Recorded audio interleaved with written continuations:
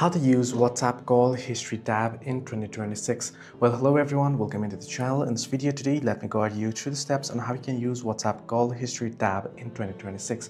Well, it must be confusing, mostly if you're using an iOS device. Now on Android, you can simply open up WhatsApp Messenger and you'll be able to head into the option calls and you'll be able to see it. On iOS as well, you'll be able to see the calls option. However, on some of the iOS devices, before the update, you won't be able to find the call tabs right on WhatsApp.